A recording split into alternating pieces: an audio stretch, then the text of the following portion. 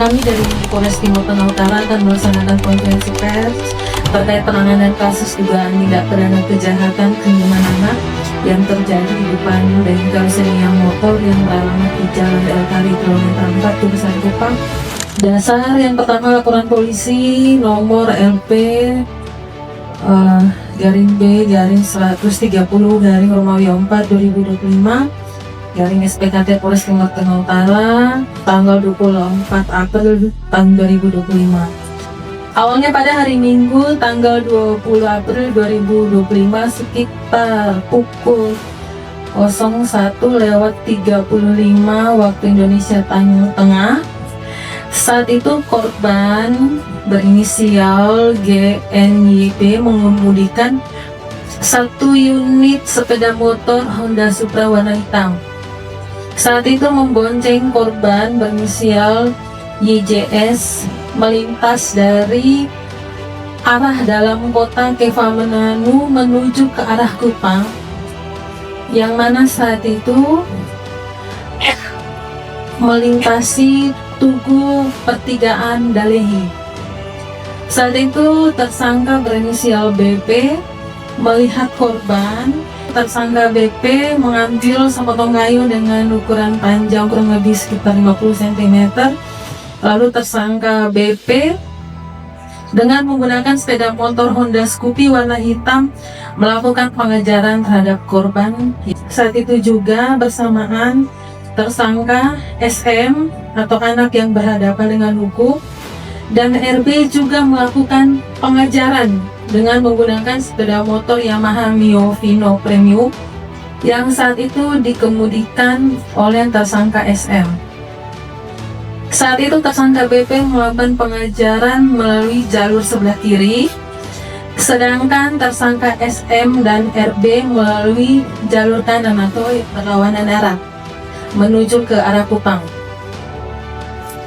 Saat tersangka BP sampai di tanjakan depan rumah makan Simbuang, saat itu tersangka BP melihat korban memutar arah dan sudah berada di jalur sebelah kanan menuju kembali ke arah dalam kota, sehingga tersangka BP tetap mengikuti dan memutar kembali sepeda motornya melalui jalur depan bengkel sebelah warung Simbuang. Saat itu tersangka SM dan RB sudah berada di jalan raya depan Masjid Al-Muhajirin, sedang berdiri di tengah jalan dan melakukan penghadangan terhadap korban. Sedangkan tersangka BP tetap melakukan pengejaran. Saat itu tersangka SM dan RB ada melakukan gerakan melempar ke arah korban, sehingga korban berbelok arah melewati jalur kanan atau melawan jalur dengan kecepatan tinggi, lalu menaiki tumpukan pasir atau jumping, kemudian menabrak tembok pembatas antara bengkel Xenia Motor dan pabrik tahu tempe. Tersangka BP sebagai orang yang melakukan pengejaran terhadap korban. Yang kedua, tersangka SM dan RB yang sementara ini DPO sebagai orang yang melakukan penghadangan di depan Masjid Al-Muhajirin Kevamananu. C. Tahapan penyelidikan yang sudah dilaksanakan oleh para penyidik. Yang pertama, menerima laporan polisi. Yang kedua, melaksanakan olah TKP.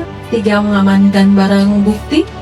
Yang keempat, melaksanakan interview terhadap 14 orang saksi. Dan yang kelima, melaksanakan gelar perkara peningkatan status dari penyelidikan ke penyidikan. Adapun pasal yang disangkakan yaitu dugaan tindak pidana.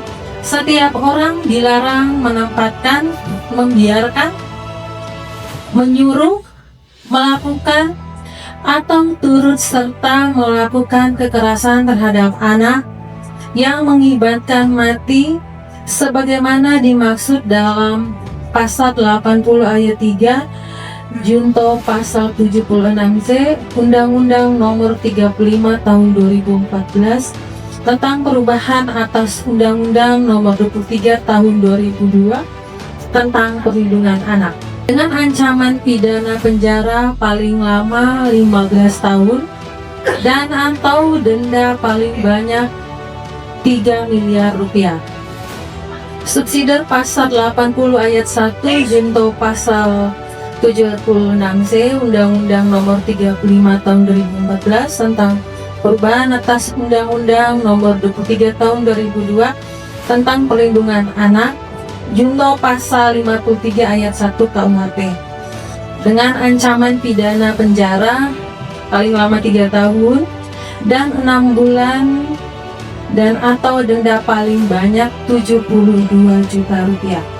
Penyebab meninggalnya berdasarkan keterangan ahli, jadi kita sempat adakan ekshumasi, yaitu pembongkaran kembali kuburan dan pelaksanaan otopsi setelah itu. Jadi kita juga sempat mengirimkan sampel otak ke laboratorium di Kupang, di Rumah Sakit Umum Kupang. Jadi hasil yang ditemukan bahwa korban ini meninggal karena ada benturan di kepala, ada bekas benturan di tengkorak. Jadi untuk dari keterangan ahli, mereka hanya bisa menjelaskan penyebab meninggalnya kenapa. Tapi apa yang menyebabkan luka tersebut terjadi, dari keterangan ahli itu tidak bisa. Dan hasil penyidikan selama ini, kita melakukan pemeriksaan saksi-saksi yang ada melihat atau bahkan sempat melihat motor lewat, tidak ada yang menjelaskan bahwa terjadinya penganiayaan setelah terjadi kecelakaan. Sehingga atas hasil penyidikan tersebut kita menyimpulkan bahwa ini adalah kekerasan terhadap anak. Jadi kalau kekerasan terhadap anak itu ada dua, bukan hanya secara fisik, tapi secara psikis. Itu diatur juga di Undang-Undang Perlindungan Perempuan dan Anak di pasal 1 ayat 15 huruf A. Jadi bahwa kekerasan anak itu terbagi antara kekerasan fisik dan psikis. Makanya ketika kita kirim berkas, dari jaksa pun memberikan petunjuk kalau kita harus periksa ahli psikologi. Jadi terkait rangkaian kejadian ini, apakah bisa menimbulkan tekanan secara psikis. Jadi kan kronologinya kan bahwa 2 orang korban di bawah umur ini dikejar.